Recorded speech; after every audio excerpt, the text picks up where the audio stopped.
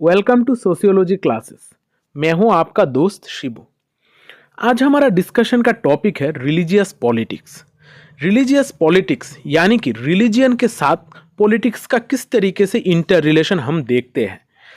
यहाँ पर हम देखेंगे कि रिलीजियस पॉलिटिक्स को हम किस तरीके से डिफाइन कर सकते हैं, खासकर इंडिया के कॉन्टेक्स्ट में इंडिया में हम किस तरीके का रिलीजियस पॉलिटिक्स देखते हैं, ये डिस्कस करने वाले हैं।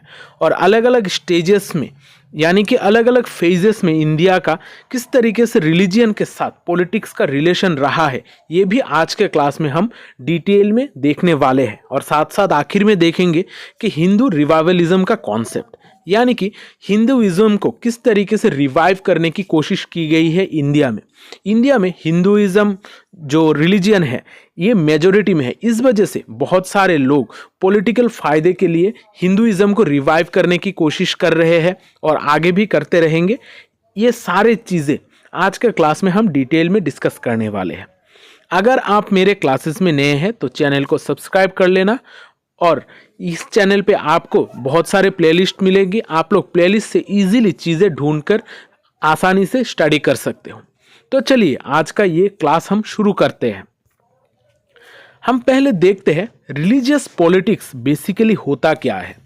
रिलीजियस पॉलिटिक्स को हम दो तरीके से समझ सकते हैं। एक ऐसा सिचुएशन जहां पर पॉलिटिक्स रिलीजियन ही मेन रीजन होता है पॉलिटिक्स का, यानी कि रिलीजियन के द्वारा ही पॉलिटिक्स किया जाता है। यहाँ पर डायरेक्टली रिलीजियन इफेक्ट करता है हमारा पॉलिटिक्स में, और रिलीजियन के द्वारा ही पॉलिटिक्स गाइडेड होता है। जैसे हम इंडिया के पार्टीशन के टाइम पर देखते हैं। इंडिया के पार्टीशन के टाइम पर हमारा जो पार्टीशन हुआ था वहाँ पर इंडिया और पाकिस्तान दो देश बन गए थे। वहाँ पर रिलीजियन के बेसिस पर ही ये टुकड़े हुए थे। यहाँ पर हमारा जो रिलीजियन था यही मेन कारण था पॉलिटिकल आर्टिकुलेशन का। इसी तरीके से ये फर्स्ट रिलीजियस पॉलिटिक्स में हम रिलीजियन को आगे रखते हैं और इसके द्वारा बाकी सारी चीज़ें गाइडेड होती है। और दूसरी तरीके से भी हम समझ सकते हैं जहाँ पर रिलीजियन को लेकर पॉलिटिक्स किया जाता है। यहाँ पर खासकर पॉलिटिकल मोबिलाइजेशन के लिए यानी कि लोगों को इकट्ठा करने के लिए रिलीजियन को यूज़ किया जाता है। यानी कि यहाँ पर किसी भी एक फेस्टिवल को या फिर कोई ओकेशन को यूज़ करते हुए लोगों को रिलीजियन के लाइन के बेसिस पर इकट्ठा किया जाता है और पॉलिटिक्स किया जाता है इस चीज़ को लेकर। यहाँ पर दोनों तरीके से ही हम इंडिया में रिलीजियन का यूज़ देखते हैं, और रिलीजियन के साथ पॉलिटिक्स का रिलेशन हम ये दोनों सिचुएशन में ही इंडिया में अलग अलग टाइम पीरियड पे देखते आए हैं। अब इंडिया में जो रिलीजियस पॉलिटिक्स है ये कहाँ से हम बहुत ज़्यादा इम्पॉर्टेंट फेजेस इंडिया में देखते हैं। पहला जो फेज़ है जहाँ पर हमारा रिलीजियस पॉलिटिक्स हम इंडिया में देखते हैं वो है पार्टीशन के टाइम पर। पार्टीशन के टाइम पर हिंदू और मुस्लिम ये दो रिलीजन के बेसिस पर ही इंडिया और पाकिस्तान बन गया था। लेकिन इंडिपेंडेंस के बाद जो भी पॉलिटिकल लीडर्स थे उन्होंने कभी भी रिलीजियन को उतना इम्पोर्टेंस नहीं दिया था पॉलिटिकल सिनारियो में। वहाँ पर हम कह सकते हैं लगभग इंडिपेंडेंस के बाद 33 सालों तक हमारा इंडिया में पॉलिटिक्स और रिलीजियन ये दोनों अलग अलग थे, और ये एक दूसरे के साथ कभी भी मिक्स इतना ज़्यादा नहीं हुए थे। लेकिन जब धीरे धीरे टाइम आगे बढ़ता गया हम मिड 1980 में ये सारे रिलीजियस पॉलिटिक्स का जो कॉन्सेप्ट है ये धीरे धीरे बढ़ते हुए देखते हैं। खासकर जो हिंदुत्व है, हिंदुत्व को फायदे के लिए, लोगों के पॉलिटिकल फायदे के लिए, पॉलिटिकल मोबिलाइजेशन के लिए धीरे धीरे यूज़ किया जाने लगा। वहाँ पर हम लोगों के बीच में अलग अलग पॉलिटिकल पार्टीज के बीच में आइडियोलॉजीज में हम थोड़ा बदलाव देखते हैं। फिर ये सारी चीज़ें इतना ड्रास्टिकली चेंज हो रहा था कि हम 1998 में गवर्नमेंट में भी डायरेक्टली रिलीजियन का इम्पैक्ट देखते हैं। यानी कि हमारा इंडिया में जो रिलीजियस पॉलिटिक्स का सिनेरियो है ये हम उस टाइम पीरियड से बहुत ज़्यादा इफेक्ट में देखते हैं, और रिलीजियन और पॉलिटिक्स ये दोनों एक साथ मिक्स हो जाते हैं। अब देखते हैं evolution of religious politics in India. यानी कि अलग अलग स्टेप्स में, अलग अलग स्टेजेस में किस तरीके से हमारा इंडिया में रिलीजन और पॉलिटिक्स किस तरीके से मिक्स हुआ है, ये हम स्टेप बाय स्टेप समझेंगे। यहाँ पर जो भी चीज़ें हैं मैंने बहुत मेहनत करके चीज़ें ढूंढ के यहाँ पर इकट्ठा करने की कोशिश की है। अब अगर आप लोग अपना टेक्स्ट बुक पे देखोगे तो वहाँ पर चीज़ें इतना ज़्यादा अरेंज करके दिया नहीं गया है, इस वजह से थोड़ा बहुत टाइम भी लगा है ये क्लास करने के लिए, लेकिन आशा करता हूँ ये क्लास से आप लोगों को बहुत फ़ायदा होगा। अब यहाँ पर जब हम इवोल्यूशन ऑफ रिलीजियस पॉलिटिक्स की बात करते हैं इंडिया में, तो हम यहाँ पर हिस्टोरिकल टाइम पे भी इंडिया में रिलीजियन का इफेक्ट देखते हैं, जहाँ पर हम चीज़ों को दो हिस्सों में बांट सकते हैं, एंशियंट इंडिया और मिडाइवल पीरियड। फिर हमारा आता है कॉलोनियल इन्फ्लुएंस, यानी कि ब्रिटिशर्स के आने के बाद इंडिया में हम जो रिलीजियस पॉलिटिक्स देखते हैं वो बेसिकली होता है डिवाइड एंड रूल का पॉलिटिक्स। फिर जब इंडिया इंडिपेंडेंट हो गया, पोस्ट इंडिपेंडेंट इरा में हम किस तरीके का बदलाव देखते हैं। हम पहले देखते हैं सेकुलरिज्म का कॉन्सेप्ट, जो हमारे कॉन्स्टिट्यूशन में और डेमोक्रेटिक ऑर्डर को बजाय रखने के लिए बहुत इंपॉर्टेंट रोल प्ले कर रहा था। फिर धीरे धीरे हमारे रिलीजियस पॉलिटिक्स के कुछ मूवमेंट्स स्टार्ट होने लगे, रिलीजियन और पॉलिटिक्स एक साथ मिक्सअप होने लगे। फिर हम देखते हैं बाबरी मस्जिद का डिमोलेशन, फिर इसके वजह से हम कम्युनल टेंशन्स और रायट्स देख सकते हैं इंडिया के अलग अलग पार्ट्स में, खासकर हिंदू और मुस्लिम्स के बीच में। और फिर आखिर में हम देखते हैं लीगल एंड पॉलिसी इंटरवेंशंस, यानी कि ये सारे रायट्स और टेंशन को एक लीगल फेस के द्वारा सॉल्व करने के लिए, रिलीजन के जो प्रॉब्लम्स है इसको लीगली सॉल्व करने के लिए कुछ पॉलिसीज और कुछ कोर्ट के द्वारा कुछ राय इस तरीके से दी गई है कि हमारा पॉलिटिक्स और रिलीजन को हम थोड़ा बहुत कंट्रोल कर सके। यहाँ पर जो भी चीज़ें हैं अब इसको हम थोड़ा डिटेल में देखने वाले हैं।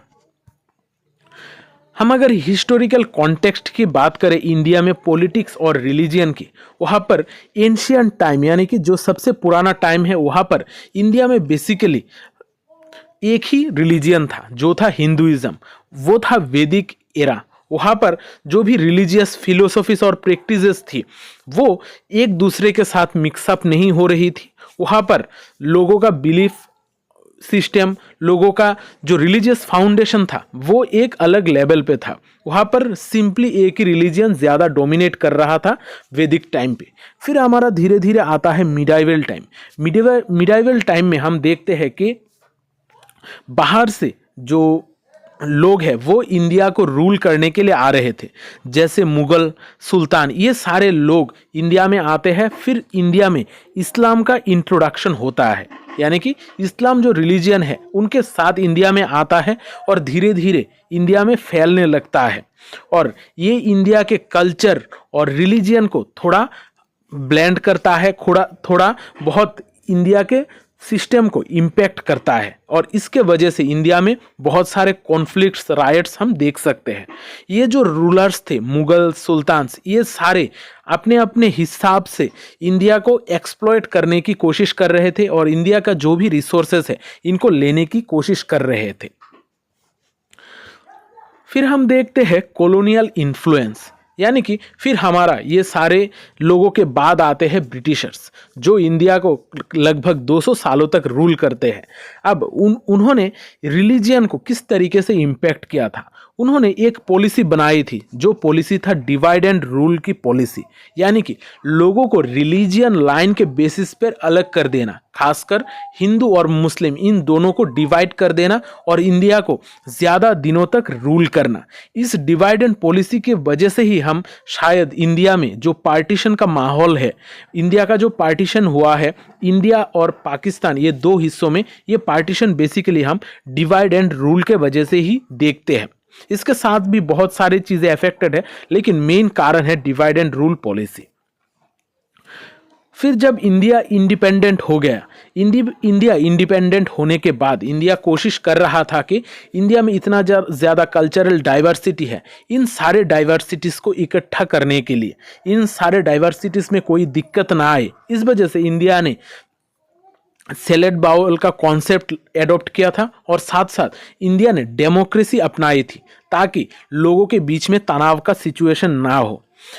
यही चीज़ को फुलफिल करने के लिए इंडियन कॉन्स्टिट्यूशन में सेकुलरिज्म का कॉन्सेप्ट लाया गया। यानी कि यहाँ पर इंडिया का जो सेकुलरिज्म था वो बाकी देशों के सेकुलरिज्म से थोड़ा अलग था।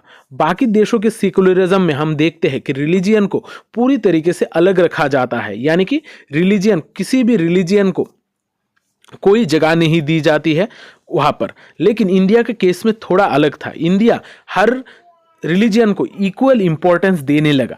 इंडिया के कॉन्स्टिट्यूशन में हर रिलीजियन का एक जैसा ही हक था। यहाँ पर इंडिया कोशिश कर रहा था कि इंडिया का जो सेकुलरिज्म है, यहाँ पर रिलीजियन को लेकर हर स्टेट अपने आप को न्यूट्रल रख पाए। इसको नेहरू ने यूनिटी इन डाइवर्सिटी को बढ़ाने के लिए, यानी कि इंडिया का जो कल्चरल डाइवर्सिटी है, इस डाइवर्सिटी को मेंटेन रखने के लिए यूनिटी एंड डाइवर्सिटी का कॉन्सेप्ट अपनाया था, जहां पर सेकुलरिज्म ये सारे चीजों को फुलफिल कर रहा था। फिर हम धीरे धीरे टाइम के साथ साथ देखते हैं emergence of religious political movement. India में धीरे धीरे रिलीजियन को लेकर लोग कॉन्शियस होने लगे।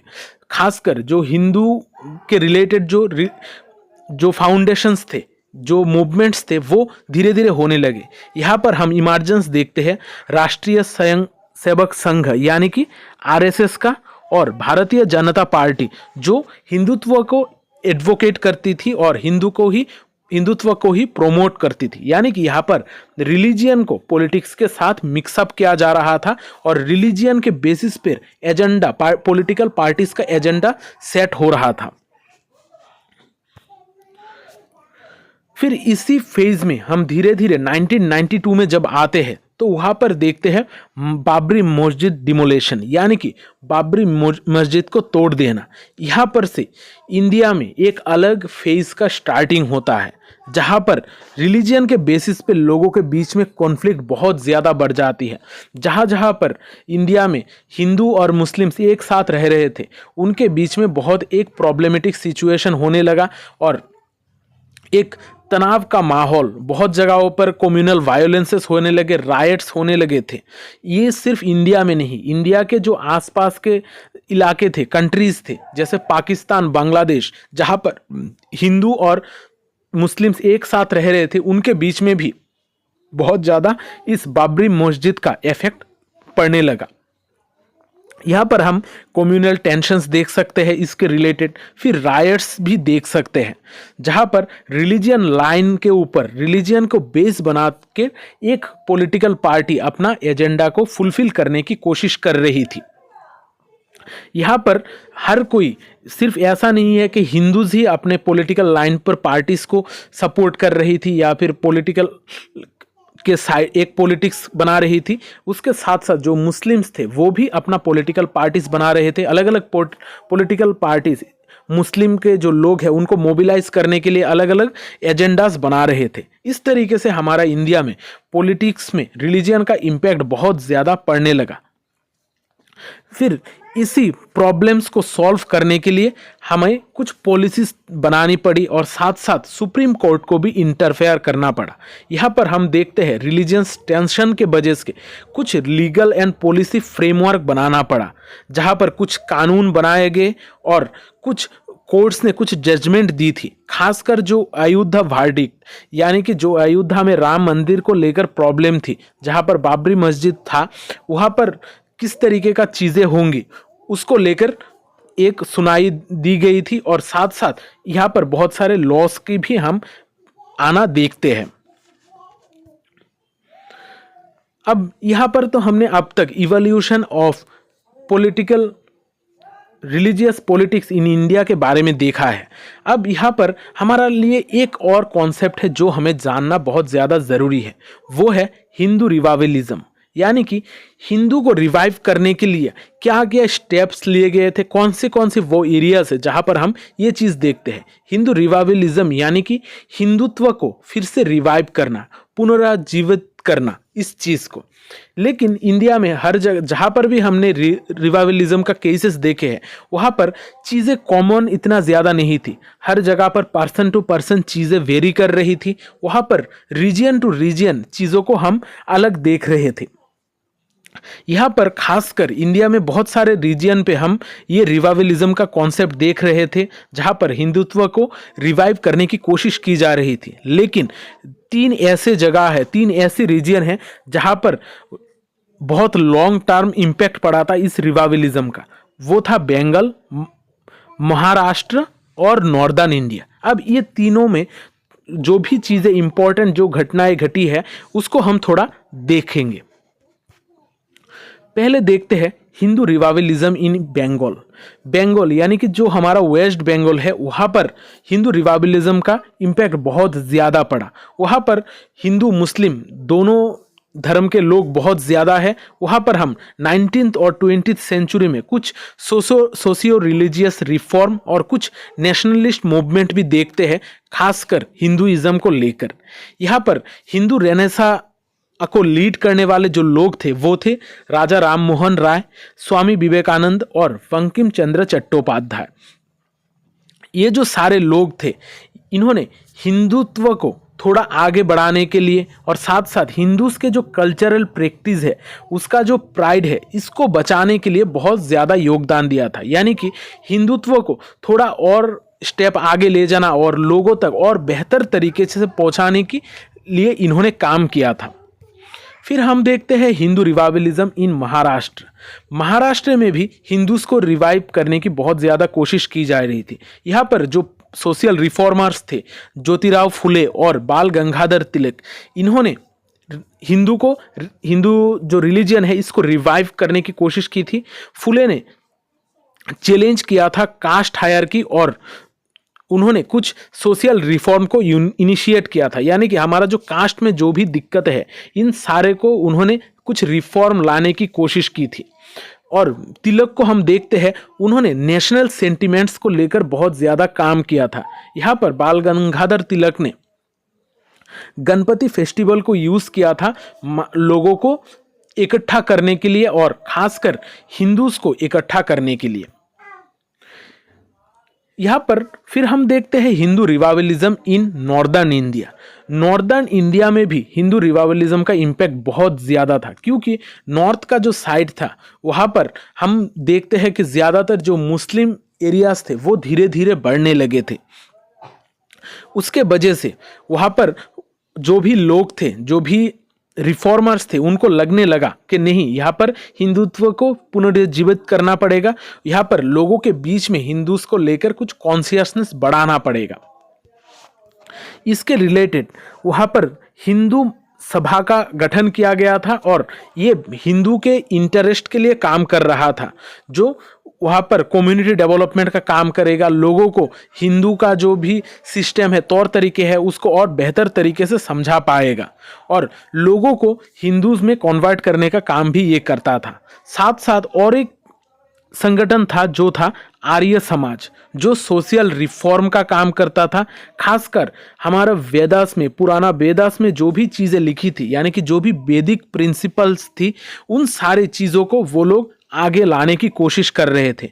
यहाँ पर हिंदूज को पॉपुलैरिटी गेन कराने की बातें की जा रही थी और साथ साथ यहाँ पर एक ऐसा वेव क्रिएट किया जाने लगा था कि हिंदूज को एक ऊपर लाने के लिए एक अलग तरीके का स्टेप लिया जाने लगा, जहाँ पर आर्य समाज का कंट्रीब्यूशन बहुत ज़्यादा है। अब हमने ये जो सारी चीज़ें स्टडी की है हिंदू रिवाइवलिज्म के लिए, ये हमने क्यों स्टडी की है? क्योंकि इंडिया में जो मेजोरिटी है हिंदूज का, और साथ साथ जो भी रिलीजियस पॉलिटिक्स हम इंडिया में देखते हैं, खासकर हिंदूज को लेके ही रिलीजियस पॉलिटिक्स देखते हैं। इस वजह से अलग अलग लोगों ने किस तरीके से रिवाइव करने की कोशिश की है हिंदुइज्म को, इसके रिगार्डिंग चीज़ें यहाँ पर हमने पढ़ी है। और इंडिया में हम जो रिलीजियस पॉलिटिक्स का कॉन्सेप्ट है, ये हिंदूज के लिए भी देखते हैं, साथ साथ मुस्लिम्स के लिए भी देखते हैं, लेकिन जो मेजॉरिटी है इसको लेकर पॉलिटिक्स बहुत ज़्यादा आजकल हम देखते हैं इंडिया में। यहाँ पर आज के क्लास में मैंने कोशिश की है कि सारी चीज़ों को इकट्ठा कर पाऊँ। बहुत सारी चीज़ें बुक्स में सही ढंग से डिस्क्राइब नहीं की गई है, फिर भी मैंने कोशिश की है कि बहुत अलग अलग जगहों से चीज़ें इकट्ठा करके आप लोगों को प्रोवाइड करूँ। अगर ये क्लासेस से आप लोगों को कुछ भी फ़ायदा हो रहा है तो वीडियो को लाइक ज़रूर करना और दोस्तों के साथ भी शेयर करना, क्योंकि शेयरिंग इज़ केयरिंग। और इस वीडियो पे कमेंट ज़रूर करना, क्योंकि आपके कमेंट के द्वारा ही मुझे पता चलता है कि आप लोगों को क्लासेस अच्छी लग रही है कि कोई दिक्कत आ रही है। तो मिलते हैं अगली क्लास में, तब तक अच्छे रहिए, स्वस्थ रहिए और लोगों में प्यार बांटते रहिए। जय हिंद।